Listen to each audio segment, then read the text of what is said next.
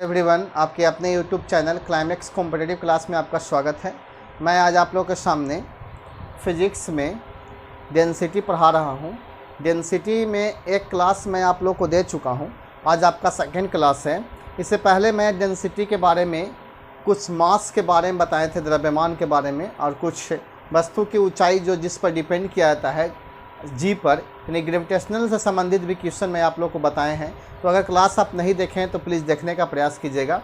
आज मैं आप लोग को डेंसिटी के बारे में बताएंगे और इस पे कुछ एग्जांपल्स बताएंगे, उसके बाद 4 या 3 आपका नॉमरिकल्स बताएंगे। ठीक है, तो चलते हैं। डेंसिटी होता क्या है?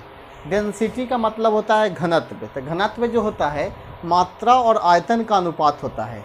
जैसे इसका फार्मूला देखा जाए तो घनत्व बराबर मात्रा बटा आयतन होता है, मात्रा बटा आयतन। ठीक है, यह जो आपका होता है, इसका एसआई मात्रक अगर पूछा जाए, इसका एसआई यूनिट्स, तो मात्रा का किलोग्राम हो जाएगा और आयतन का मीटर क्यूब हो जाएगा। तो किलोग्राम पर मीटर क्यूब आपका हो जाएगा। अगर इसका सीजीएस मात्रक पूछा जाता है तो ग्राम और पर सेंटीमीटर क्यूब होता है।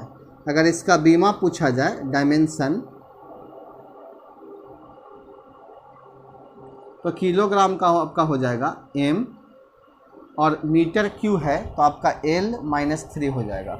यानी इसका डायमेंशन पूछेगा बीमा तो एम L⁻³ होगा। ठीक है, तो ये आपका बेसिक चीज़ था। इससे कुछ उदाहरण भी है। जैसे देखिए, तैरते हुए मनुष्य का घनत्व जो होता है इससे कम होता है पानी की अपेक्षा। यानी पानी की अपेक्षा किसी भी तैरते हुए मनुष्य का घनत्व कम होता है। ठीक है, बर्फ़ का घनत्व कम होता है पानी की अपेक्षा।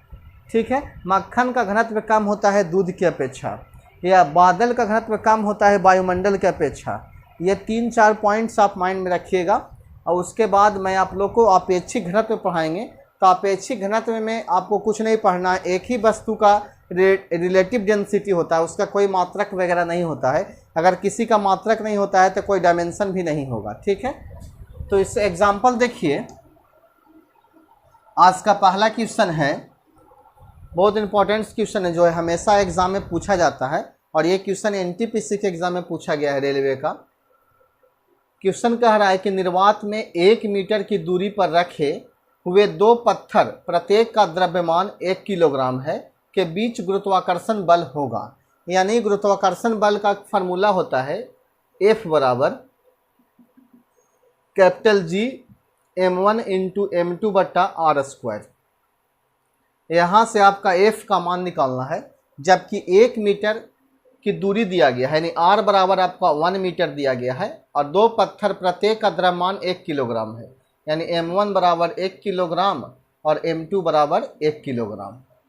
दोनों वस्तु का द्रव्यमान आपका 1 किलोग्राम दिया गया है, 2 पत्थर, और दोनों आपका 1 मीटर के बीच की दूरी पर है। तो कैपिटल जी का मान आप जानते होंगे 6.67 गुणे 10⁻⁻11 न्यूटन मीटर स्क्वायर पर किलोग्राम स्क्वायर होता है। तो आपका एफ का वैल्यू निकालना है। तो आप वैल्यू को आप रख कर एफ का वैल्यू निकाल सकते हैं। जैसे देखिए, जी का वैल्यू हो जाएगा 6.67 गुणे 10⁻⁻11, m1 और m2 आपका 1 गुने 1 हो जाएगा, बट्टा r आपका 1 का स्क्वायर 1 हो जाएगा। अब ये आपका कैंसिल हो जाएगा 1 गुने 1। ठीक है, तो आपका आंसर होगा 6.67 गुने 10⁻⁻11 न्यूटन, क्योंकि बल का ऐसा मात्रक आपका न्यूटन होता है। तो ऑप्शन नंबर सी में आप देख रहे हैं -11 न्यूटन दिया गया है, 6.67। तो फर्स्ट का आंसर आपका सी होगा। ठीक है, सेकेंड का आंसर देखिए, चलते हैं सेकेंड में। सेकेंड क्वेश्चन कहता है, पृथ्वी की सतह पर किसी पिंड का भार 700 किलोग्राम है। ठीक है, तो भार बराबर एक फार्मूला होता है ने पृथ्वी की सतह पर, ध्यान दीजिएगा, पृथ्वी की सतह पर W बराबर जो आपका फार्मूला होगा mg होगा। तो mg आपका दिया गया है, W बराबर कितना, भार आपको जो दिया गया है वह दिया गया है 700 न्यूटन दिया गया है, क्योंकि भार का ऐसा मात्रक आपका न्यूटन होता है। तो 700 न्यूटन या दिया गया है, या 700 किलोग्राम भी 700 न्यूटन दिया गया है। ठीक है, अब उसके बाद क्या कहता है, ध्यान से देखिएगा। कहता है एक ग्रह जिसका द्रव्यमान पृथ्वी का 1/7 है। अब एक ग्रह जो है आपका जिसका द्रव्यमान जो है m1 पृथ्वी के द्रव्यमान का 1/7 है। तो पृथ्वी के द्रव्यमान m का 1/7 है, m/7 है m डैश जो माने है ग्रह का द्रव्यमान है, ठीक है, जिसका द्रव्यमान जो है पृथ्वी का 1/7 है, जिसकी त्रिज्या आधी है। तो पृथ्वी के त्रिज्या की आधी जो है सो ग्रह का त्रिज्या हो जाएगा। तो r डैश बराबर r/2 हो जाएगा। तो इस पिंड का भार ज्ञात करें, यानी यहाँ पे आपको W निकालना है, क्या होगा, ठीक है, इस पिंड का भार क्या होगा। यानी पृथ्वी का भार जो है 700 ग्राम है और एक ग्रह जो है जिसका द्रव्यमान पृथ्वी का 1/7 है और त्रिज्या जो है पृथ्वी की त्रिज्या का आधा है। तो यहाँ क्वेश्चन पूछा गया है कि यहाँ का द्रव्यमान क्या होगा, यानी भार क्या होगा, ठीक है। तो यहाँ एक फार्मूला होता है G डैश बराबर Gm/r², r1² हो जाएगा, क्योंकि पृथ्वी के निकाल रहे हैं गुरुत्वीय त्वरण। तो G आपका जो हो जाएगा, G का वैल्यू जो का त्यों रहेगा, m के जगह पर हम लिख देंगे m/7 और r1 के जगह पर लिखेंगे r/2 का होल स्क्वायर, ठीक है। अब यहाँ से इसका कैलकुलेशन कीजिएगा तो ये 2 का स्क्वायर 4 ऊपर चला जाएगा, ध्यान दीजिएगा। यहाँ Gm/7 हो जाएगा बट्टा यहाँ r²/4 हो जाएगा, तो 4 आपका ऊपर चला जाएगा, तो 4/7 और Gm/r² हो जाएगा, r²। तो 4/7 हो जाएगा आपका। और यहाँ आप देख रहे हैं कि Gm/r² जो होता है G का होता है, तो यहाँ हम G लिख सकते हैं, ठीक है। और यहाँ आपका भार पूछा गया है W, तो W बराबर फार्मूला हो जाएगा mg डैश। तो m का वैल्यू m जो कहते हैं हो जाएगा और g डैश का वैल्यू हम कितना लाएं, 4/7 इंटू जी। तो 4/7 इंटू कितना हो गया g।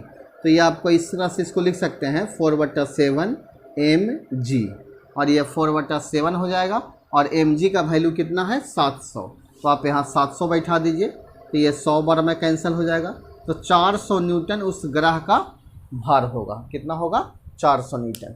एक बार फिर से इसको देखिए, यानी कह रहा था क्वेश्चन की पृथ्वी पर किसी वस्तु का जो भार दिया गया है 700 न्यूटन है और एक ग्रह है जिसका द्रव्यमान पृथ्वी का द्रव्यमान का 1/7 है और त्रिज्या पृथ्वी की त्रिज्या का 1/2 है, ठीक है। तो यहाँ भार क्या होगा, तो सबसे पहले एक फार्मूला होता है गुरुत्वीय त्वरण बराबर Gm/r²। यहाँ से आपका G डैश बराबर यानी उस ग्रह का गुरुत्वीय त्वरण हम निकाल लिए, तो मेरा 4/7 G आया। तो यहाँ एक फार्मूला होता है W बराबर mg, यानी भार आपको निकालना था। तो ये G डैश की जगह पर हम 4/7 G बैठा देंगे, तो 4/7 mg, और mg का वैल्यू आपका 700 है, तो 700 बैठा देंगे। 7 से 700 100 बार में कैंसिल होगा और 100 से मल्टीप्लाई करेंगे 4 में, तो आपका 400 न्यूटन आपका आंसर होगा। तो क्वेश्चन आपको समझ में आया होगा।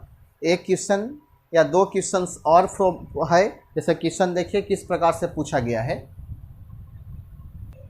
क्वेश्चन बहुत आसान है अगला क्वेश्चन, और ये क्वेश्चन भी एग्जाम में पूछा गया है।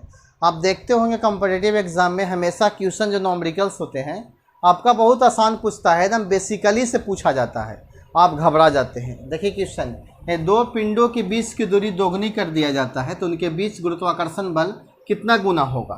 तो अभी जैसे गुरुत्वाकर्षण बल का फार्मूला बताए हैं, जैसे देखिए F बराबर जो होता है Gm1 इंटू m2/r²। तो यहाँ जो आपका है दुगुना कर दे रहा है, तो जब r² आपका नीचे है तो ये आपका दुगुना होगा तो 1/4 गुना हो जाएगा, और अगर तिगुना होगा तो 1/9 गुना हो जाएगा, और अगर ये आधा होगा तो ये दुगुना हो जाएगा, क्योंकि ये व्युत्क्रमानुपाती है, नहीं रिवर्स प्रोपोर्शनल है। रिवर्स प्रोपोर्शनल उल्टा होता है, ये आपका दुगुना होता है, तो Gm1 इंटू m2/2r का होल स्क्वायर हो जाएगा, तो 1/4 इंटू Gm1 इंटू m2/r², ये जो हो गया 1/4 गुनी हो जाएगा। समझ में आ रहा होगा क्वेश्चन नंबर 3। क्वेश्चन नंबर 4 देखिए, कहता है यदि पृथ्वी की त्रिज्या में 1% कम हो जाए तथा इसका द्रव्यमान अपरिवर्तित रहे तो पृथ्वी की सतह पर गुरुत्वीय त्वरण का मान क्या होगा। तो अभी जस्ट गुरुत्वीय त्वरण का मान पढ़े होंगे, G बराबर Gm/r², पढ़े होंगे, ये चीज़ को माइंड में रखे होंगे, G/Gm/r²। G जो होता है गुरुत्वीय त्वरण होता है स्मॉल g, कैपिटल G गुरुत्वाकर्षण नियतांक होता है, और ये एम वस्तु का द्रव्यमान होता है और आर दो वस्तुओं के बीच की दूरी जो होता है। तो कहता है पृथ्वी की त्रिज्या, यह आपका पृथ्वी की त्रिज्या होता है, सॉरी आर होगा, आर स्क्वायर। तो अगर त्रिज्या में 1% कम कर दिया जाए तो इसका द्रव्यमान अपरिवर्तित रहे तो ये क्या होगा, इसमें क्या मान होगा। तो ध्यान दीजिएगा, अगर पृथ्वी की त्रिज्या और गुरुत्वीय त्वरण में जो आपका अनुपात है उल्टा का अनुपात है, ठीक है। अगर ये आपका कमता है तो ये आपका बढ़ेगा, और अगर ये त्रिज्या बढ़ेगा तो गुरुत्वीय त्वरण आपका कमेगा। तो यह माइंड में बैठा दीजिएगा। प्रोपोर्शनल रेशियो का मतलब होता है आपका, यानी एक का मान बढ़ता है तो एक का मान घटता है। तो यहाँ कहता है कि 1% की कमी हो जाता है तो यहाँ आपका त्रिज्या में जो क्या होगा, वृद्धि होगा। माइंड में बैठा दीजिएगा। आपका ऑप्शन दिया गया है, यहाँ आपका ऑप्शन है, देखते हैं, परख सुनाते हैं। कहता है कम हो जाएगा, तो कम तो नहीं होगा क्योंकि आपका त्रिज्या कम रहा है तो तुरंत का मान बढ़ेगा। फिर कहता है परिवर्तित रहेगा, ये भी गलत है। सी में कहता है बढ़ जाएगा और एक डी में कहता है इनमें से कोई नहीं। तो इसका आंसर सी का होगा, बढ़ जाता है। तो माइंड में यही रखना है कि अगर ये बढ़ेगा तो ये कमेगा, ये कमेगा तो ये बढ़ेगा। तो आज से क्लास में मैं इतना ही क्लास में बताना चाह रहा हूँ। कल के क्लास में कुछ न्यूमेरिकल्स और बताएंगे और कुछ अगला न्यू टॉपिक स्टार्ट करेंगे, ठीक है। ये टॉपिक उतना आपका नहीं है, बहुत सारे खाली ऑब्जेक्टिव लेवल के क्वेश्चन पूछा गया है, तो ऑब्जेक्टिव आप खुद से कर सकते हैं। और किसी बुक को पकड़िए या किसी गाइड या एनटीपीसी का सेट प्रैक्टिस आता है, उससे प्रैक्टिस कीजिए और तैयारी कीजिए, ठीक है। तो कल चलते हैं, मिलते हैं कल क्लास में, बाय।